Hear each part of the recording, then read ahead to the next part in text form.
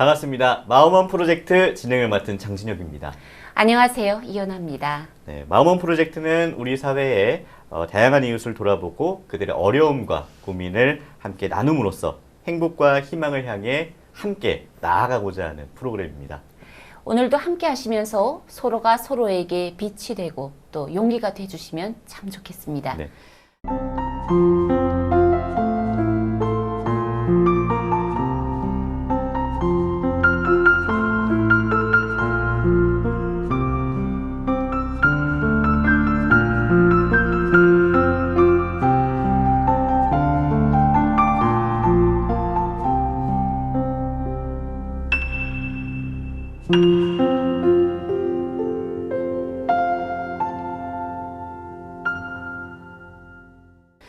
오늘 모실 손님은 연아 씨가 특별히 더 반가워하실 것 같은데요. 네. 북한 이탈 주민이시고요. 당당하고 건강한 대한민국 청년인 이휘성 씨입니다. 반갑습니다. 안녕하세요. 반갑습니다. 안녕하세요. 예.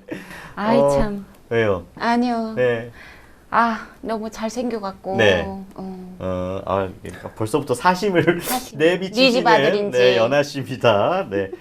간단하게 자기소개 부탁드릴게요. 안녕하세요. 현재 동국대학교 연극학부 연기 전공으로 재학 중인 23살 이휘성입니다. 네, 반갑습니다. 23살. 좋다. 23살 좋다. 혹시라도 녹화 예. 끝나시고 도망가세요. 참. 네. 나중에 밥이라도 사줘야지. 네, 좋죠. 네. 네. 지금 대학생이신 거죠? 네네, 재학 중입니다. 아니, 작년에 코로나19 때문에 대면 수업이 좀 많이 어려웠을 것 같은데, 지금은 대면 수업을 하고 있나요? 작년에 이제 코로나로 학교도 처음이고 저희도 학생들도 처음이라서 네. 대처 방법이 어려워서 거의 비대면으로 했었고요. 그렇죠. 네. 근데 이제 올해 들어서는 이제 뭔가 좀 더 학교를 자주 가고 있습니다. 네. 대학생들의 요즘 주요 관심사가 뭔지 굉장히 궁금한데, 우리는 이제는 너무 지났죠? 뭐 지났어요, 무슨. 요새 대학생들 가장 큰 관심사는 뭐예요? 타과 친구들을 만날 기회가 없어가지고요. 네. 저희만 학교를 가니까. 네네. 그래서 네. 저희 학부로만 생각을 하자면 진로인 것 같아요. 진로요. 네, 이제 네. 친구들이 학년은 2학년이지만 제가 2학년에 재학 중인데 네. 뭐 재수, 삼수 다른데 그렇죠. 다니다가 온 친구들도 네, 많다 보니까 네. 다 뭐 해 먹고 살지라는 그거가 제일 큰 것 같아요, 진로가. 네. 진로에 대한 고민은 언어과 타과 학생들도 네. 누구나 고민이 그렇죠. 되는 것 같아요. 네. 그러면 주로 이제 진로에 대한 이야기도 많이 하겠지만 즐거운 자리에서 이야기를 할 때는 어떤 얘기를 많이 나눠요? 다 성인이다 보니까 네. 저희끼리 맥주 한잔 하면서 네. 얘기하면 뭐 어떤 연기가 제일 힘든지 뭐 어떤 걸 하고 싶은지 예. 나는 저런 거 해보고 싶다 뭐 이런 꿈에 관한 얘기를 그렇죠. 많이 하는 것 같아요. 네. 사실 진로와 꿈은 어떻게 보면 비슷한 맥락인데 그럼요. 대화하는 분위기 자체가 다를 것 같아요. 그러니까 우리 뭐 먹고 살지 이게 아니라 그쵸. 우리 어떤 연기 할까? 예. 네, 그러면 더 분위기가 더 좋아질 것 맞아요. 같고. 예. 네. 저희 마음원 프로젝트 섭외됐을 때 가장 먼저 어떤 생각이 드셨나요? 잘 할 수 있을까? 네. 라는 부담감이 들었었고요. 네. 또 그러면서 제가 하고 싶었던 얘기를 네. 할 수 있는 기회이지 않을까라는 생각에 그럼요. 네, 그래서 예. 행복했습니다. 네. 편하게 편하게 하고 말씀하세요. 싶은 말씀 감사합니다. 많이 농담도 막 하시면 됩니다. 던져요. 네. 감사합니다. 예. 같은 고향에서 또 오셨으니까 저도 좀 조심스럽다기보다는 그냥 편하게 얘기를 해도 될 것 같아요. 탈북에 관한 얘기 저도 탈북을 했으니까 네, 네. 해도 괜찮죠? 괜찮습니다. 예. 언제 하셨어요, 탈북? 2010년에 했었고 네. 12살 때 탈북을 했습니다. 어려서 왔네. 그러니까 그래서 그런지 전혀 뭐랄까요? 사투리도 못 느낄 것 같고 못 느껴지고 안 느껴지고 약간 지금 교정 중이시죠? 따로? 네, 치아 교정 중입니다. 치아 교정. 근데 치아 교정 말고 사투리 교정은 따로 안 했죠? 자연스럽게 한 거죠. 응? 사실 제가 한국에 도착해서 포항에 살았었는데 네. 경상북도 포항. 도착하자마자 적응을 해야 되겠다라는 생각이 강해서 그래서 표준어를 배우는 게 아니라 경상도 사투리를 사투리를. 먼저 배웠어요. 네. 그러고 이제 서울로 올라오니까 저만 또 경상도 경상도예요. 사투리를 쓰고 있더라고요. 그래서 그냥 별 생각 없이 살다가 예. 이제 배우라는 꿈에 확실히 도전을 하기 시작할 때부터 이제 좀 말을 바꿔야 되겠다 해서 네네네. 혼자서 많이 연습했던 것 같아요. 아니 근데 사실 그 뭐랄까요, sa투리가 연기의 또 하나의 무기가 될 수도 있잖아요. 네, 그렇죠. 여러 지방의 사투리를 할 수 있으면 네, 되게 네. 좋은데 저 같은 경우는 되게 이도 저도 아닌 고향 사투리도 안 되고 네, 표준어가 그렇게 막 완벽하지도 않고 네. 그러다 보니까 이모는 이도 저도 아닌 것 같은 게 아니요. 근데 네. 그거 저희는 그냥 지금 딱 표준어를 쓰시는 거 네. 사투리 전혀 안 안 느껴지고 느껴져요. 아마 본인에 대한 기준이 높아서 그런 게 아닐까. 그러니까 그 당시에는 좀 많이 네, 그 네. 단계를 이제 다 벗어났으니까 네, 네. 네. 지금은 괜찮은 것 같아요. 잠깐 말이 옆으로 샜는데 2010년 당시에 12살. 와, 그러면 초등학교 6학년이잖아요. 그렇죠. 가족분들과 같이 이제 오신 건가요? 제가 5살 때 네. 이제 어머니가 돌아가셨고요. 아, 네. 네, 돌아가시고 이제 아빠랑 잠깐 같이 살다가 네. 아버지는 먼저 탈북을 하셨고 네. 저만 사촌 누나 집에서 얹혀 살았어요. 큰아버지 집에서. 네. 네. 그러다가 한국에 와서 아버지도 돌아가셔서 혼자 살고 있습니다. 아, 네. 아니 그러면은 그 탈북을 하실 때는 아버님이 이제 부르신 거예요? 아니면 본인이 결정을 한 거예요? 남한이라는 곳에 중국이라는 곳에 큰 뜻이 있거나 나는 좀 더 나은 비전을 위해서 나아간다라는 개념은 아예 없었던 것 같고 네. 단순히 아버지가 오라 하니까 아버지가 사람 보고 보내셨구나. 싶어서 예. 네. 사람을 보내신. 그렇죠, 그렇죠. 그렇게. 예, 심부름 하시는 분들을 음. 보내야 가족을 또 찾아서 음. 이렇게 탈북시키니까. 뭐 그런 생각을 할 수 없는 나이잖아요, 당연히. 네. 근데 그래도 뭔가 두려움은 있었을 것 같은데. 되게 아이러니한 게 네.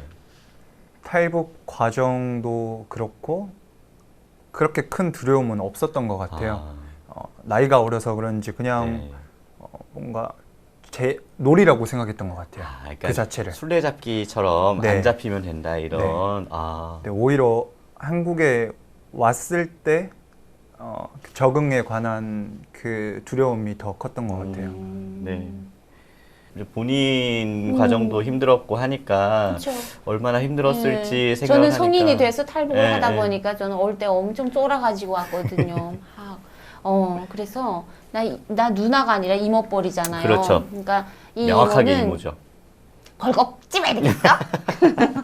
이렇게. 그래서 그때 엄청 무서웠는데 그래도 다행인 거는 그때 네. 트라우마는 사실 없는 거예요. 이게 탈북 트라우마도 정말 오래 가거든요. 아, 예, 근데 와서 적응하는 기간에 오히려 두려움이라던가 이런 사투리 문제 이런 게 좀 힘들었다고 하는데 그러면 포항에서는 언제까지 사셨어요? 제가 이제 한국에 도착해서 4학년, 5학년, 6학년을 다니기 시작했어요. 예. 네. 이제 4학년은 바로 3월 1일. 6학년으로 간 게 아니고요. 중국에 잠깐 머물렀던 기간도 있었고 네. 또 그 학습 능력의 차이도 있어가지고요. 왜냐하면 교육 과정이 너무 다르니까. 그쵸. 네네. 그래서 이제 2살 낮춰서 원래 6학년 들어가야 되는데 4학년부터 다녔습니다. 네. 아니 아버님이 포항에 그러면 정착을 하고 계셨던 거예요? 네, 맞습니다. 아니 왜냐하면 제가 왜 여쭤봤냐면 그 연아 씨한테 제가 들었었나? 주변에 북한 이탈 주민분들 서울이나 뭐 경기 뭐 수도권 지역에 계시는 분들이 대부분이라고 알고 있거든요. 근데 지방에도 많이 사시는 많이 걸로 계세요? 알고 있어요. 네네. 예, 비율적으로 따져보면. 질문을 좀 바꿔볼게요. 남한에 와서 친구들에게 이제 고마웠던 기억, 첫 번째 고마웠던 기억을 좀 말씀해 주실 수 있을까요? 먼저 저한테 이제 같이 놀자고 얘기를 꺼내는 어떻게 보면 되게 단순하고 소소한데 네. 그런 것들이 제일 행복했던 것 같아요. 그쵸. 네, 고마웠고. 그렇죠. 사실 전학만 가도 낯설고. 예. 네. 네, 근데 사실 말과 외모만 같을 뿐 우리는 문화가 많이 다르니까. 네, 그래서 네. 초등학교 4학년부터 다녔다라고 했잖아요. 네, 네. 네. 5학년 때 한번 전학을 갔어요. 네. 집 근처에 학교가 새로 생겨서. 네. 근데 왕따를 좀 많이 심하게 당했어요. 이제 문화적 차이도 있었고 한국에 도착해서 이제 아버지를 만났을 때 포항에서 한 7일, 일주일이 안 되게 쉬고 바로 이제 학교를 다녔는데 그 강원도에서 왔다라고 얘기하래요. 근데 예. 강원도만 알고 있지 무슨 시가 있는지 모르니까 그쵸. 그럼요. 그렇게 계속 언어적인 차이에서 아이고. 거짓말한 게 들통나고 아이고. 이제 문화 차이를 제가 받아들이지 못해서 어떤 부정적인 태도들도 비춰지지 않았나 생각합니다. 그러니까 저도 전학을 좀 몇 번 다니면서 굉장히 좀 외롭다라는 느낌을 들었었는데 제가 상상하지 못할 그 이상의 외로움을 느꼈을 것 그렇지. 같아요. 어찌 보면은 네. 북한에서 왔는데 살아도 못 본 강원도에서 왔다는 말을 한 이유로 거짓말쟁이로 한번 뭐 비춰졌. 그렇게 될 수도 그게 있고. 참 본의 아니게. 네. 어, 그럴 때 어떻게 보면 우리 이휘성 씨를 좀 힘이 나게 했던 뭐가 있을까요? 힘이 나게 했던 것. 아버지였던 것 아버지요? 같아요. 네네. 네. 제가 초등학교 때 정말 왕따를 심하게 당하고 네. 구타도 당하고 공부하기도 되게 싫어했고 네. 그냥 살았던 것 같아요. 생각이 없이. 근데 트라우마처럼 아버지가 어머니가 돌아가신 이후에 굉장히 힘들어하는 그 모습이 기억에 남아서 네네. 정말 많이 힘들어하셨거든요. 네. 그때가 5살에서 7살 사이인데 그게 기억이 나요. 음. 그래서 그냥 단순하게 아버지를 행복하게 만들어 드려야 되겠다라는 그게 어떻게 보면 원동력인 것 같아요. 네. 그래서 뭐 어두운 면은 집에 들어오는 순간 다 감추고 네. 또 공부를 싫어했지만 아버지가 제가 상장을 받아서 가져다 드리니까 되게 기뻐하셨어요. 네. 그래서 공부를 해야 되겠다라고 해서 공부도 그때 나름 열심히 해서 뭐 상장도 계속 받아다 드렸고 하니까 행복해 하시더라고요. 세상에. 아니 자기도 힘들었을 그러니까요. 텐데 그 상황에서 또 아빠를 위해서 마음을 썼네. 그 나이 때의 네. 모습이 지금의 저보다 더 성숙했네요. 성숙한 것 같아요. 그래도 겪어보지 못한 왕따 문화라는 것도 겪어봤고 어린 나이에 의도치 않게 뭐 어쨌든 발생됐지만 그 상황에서도 또 극복하느라고 노력을 했고 부모님도 위한 그런 마음이 느껴졌고 참 잘 이겨낸 것 같아요. 그래도 예. 네, 저 아까 제 얘기도 했지만 저도 이제 그 외로울 때 가장 고마웠던 게 그냥 이유 없이 저에게 손 내밀어 주는 친구였거든요. 네. 그런 것처럼 우리도 어떻게 보면 이 마음원 프로젝트를 통해서 그렇게 또 손 내밀 수 있는 예. 기회가 되지 않을까. 그리고 오늘 이휘성 씨의 말씀이 누군가에게 그런 또 손이 될 수도 있으니까 그렇죠. 네, 하고 싶으셨던 말씀 다 해주시고 가시면 좋을 것 같습니다. 그렇게 초등학교 졸업을 하고 한겨레 중고등학교를 진학을 합니다. 네, 포항에서 이 중학교 어디죠? 여기가 안성인가요? 네, 맞습니다. 안성이죠. 네, 안성으로 진학을 했는데 그러면 아버님과 같이 이동을 하신 거예요? 아버지는 그대로 포항에 포항에 사셨고 계시고? 네. 제가 뭐 초등학교 생활이 힘들어서 한겨레 중고등학교로 올라간 이유보다는 네네. 새어머니랑 아버지가 같이 살고 계셨어요. 네. 근데 좀 불편한 것도 있었지만 그럼요. 예, 예. 예. 제가 있어서 좀 더 불편한 상황이 만들어지는 것 같아서 그냥 제가 올라가는 게 낫지 않을까라고 해서 안성으로 올라가게 됐습니다. 예. 아유, 그렇군요. 생각지 못했던 이유네요. 네. 그렇게 이제 중고등학교, 이게 합쳐진 학교죠? 중학교, 고등학교 나눠져 있나요? 네, 나누어져 있는데 예. 그냥 통합되게 이야기를 할 뿐 네, 맞습니다. 네. 학교는 따로 떨어져 있습니다. 떨어져 있고요. 조금 그래도 이제, 뭐랄까요. 초등학교 때랑은 다르게 심리적으로 안정을 좀 찾았을 것 같은데, 어땠나요? 가장 좋았던 게 말씀하신 것처럼 네.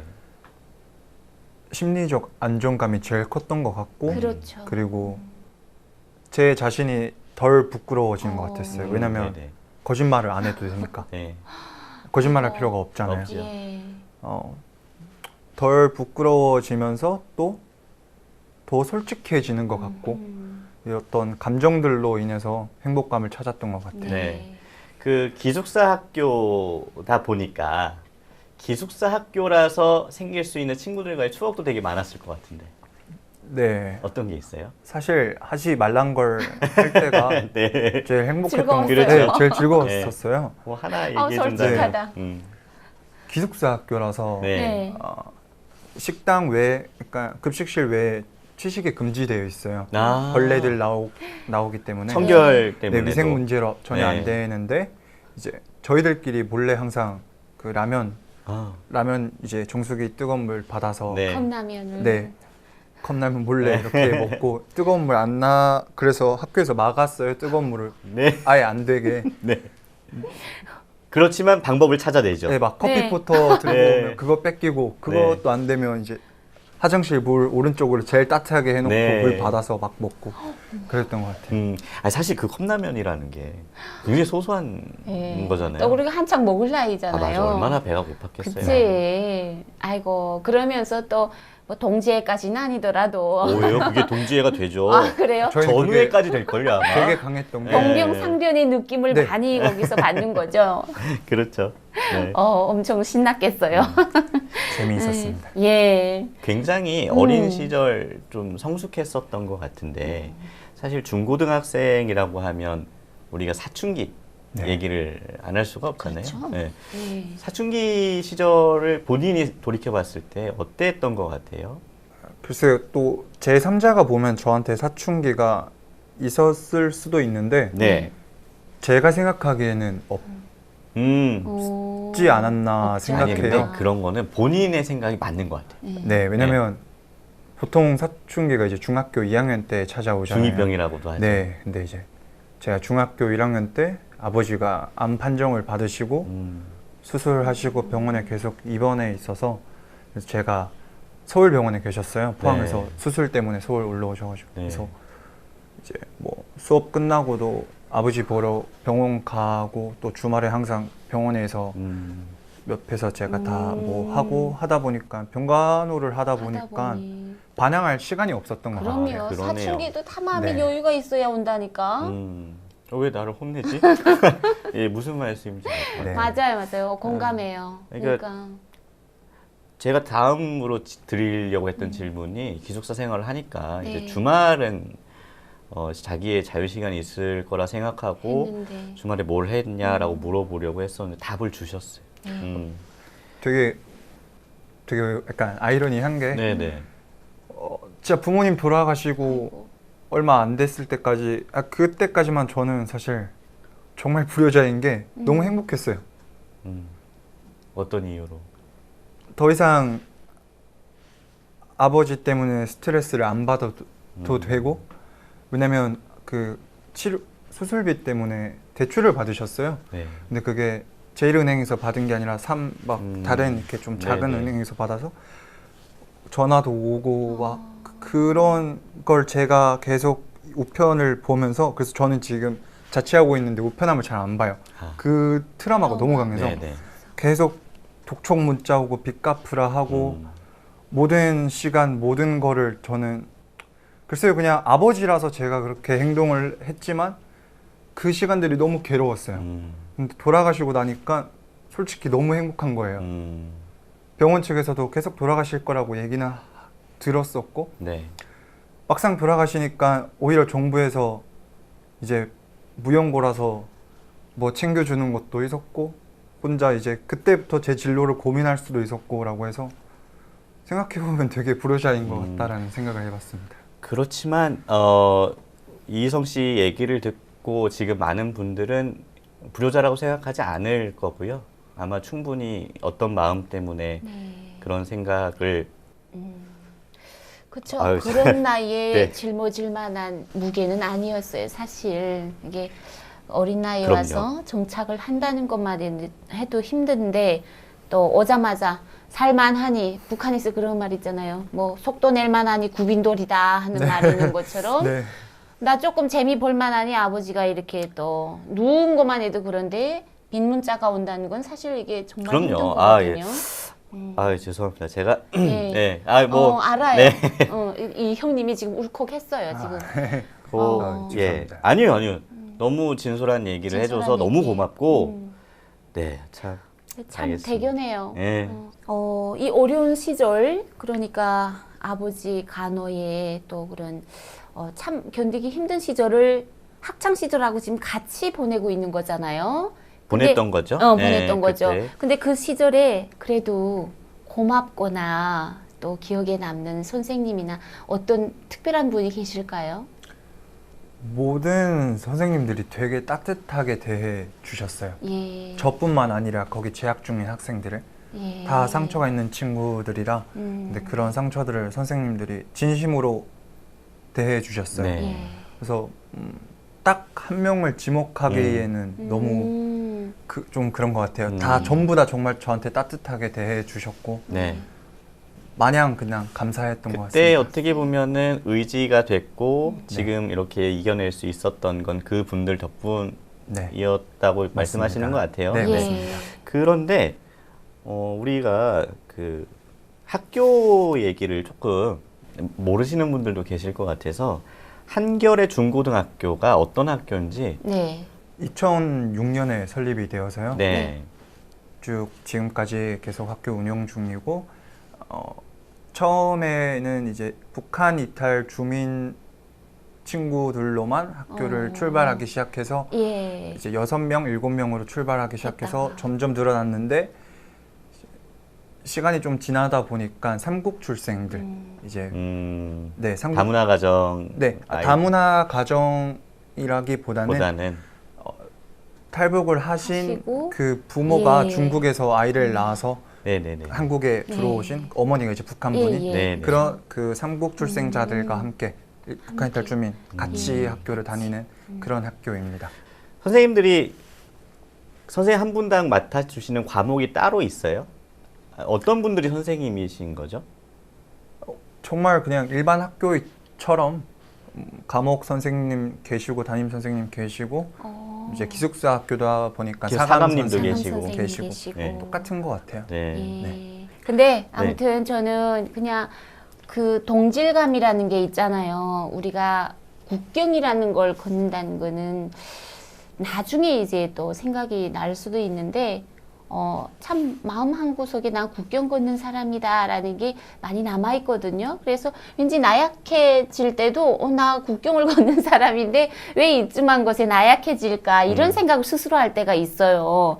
근데 정말 어린 나이에 뭐 무서운 건 몰랐다 하지만 진짜 고향 조카 만난 것 같고 앞으로도 이렇게 또 당당하게 꿈을 향해 나가고 있으니까 제가 챙겨줘야겠다는 생각도 들고 그렇습니다. 네. 정말 챙겨주세요. 네, 챙겨줘야죠. 네.